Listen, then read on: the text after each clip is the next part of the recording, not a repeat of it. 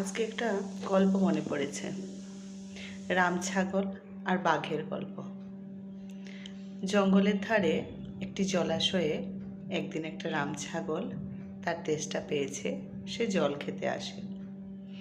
সেখানে জঙ্গলের রাজা বাঘ সে উপস্থিত। রাম ছাগলটাকে দেখেই বাঘের ইচ্ছে হয় যে ওকে এবারে খাবে।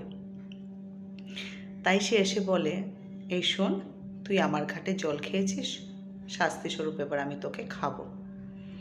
রাম ছাগলটি তখন ভয়ে ভয়ে বলে, কিন্তু মহারাজ, আমি তো সবেমাত্র এসেছি, আমি এখনও আপনার ঘাটে জল খাইনি। বাঘ তখন কি করবে? বাঘ তখন বলে, আজকে খেয়েছিস নি তো কি হয়েছে, তুই 14 বছর আগে আমার এই ঘাটে জল খেয়েছিলি। রাম ছাগলটি তখন আবারও ভয়ে ভয়ে বলে, কিন্তু মহারাজ, আমার বয়সই তো 14 হয়নি, 14 বছর আগে তো আমি জন্মাইনি। এবার বাঘ কী করবে? এবার সে বলে, তুই খাসনি তো কি হয়েছে, তোর বাবা খেয়েছিল 14 বছর আগে। তার মানেটা কি?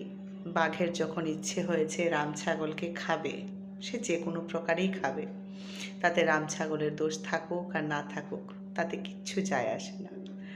আপনারা অনেকেই হয়তো এই গল্পটা শুনেছেন, এটা ঈশপের গল্প। আমি ভাবি আজকের দিনেও সেই গল্পগুলি কত প্রাসঙ্গিক, তাই না? খুব ভালো লাগে এই গল্পটা আমার জীবনে।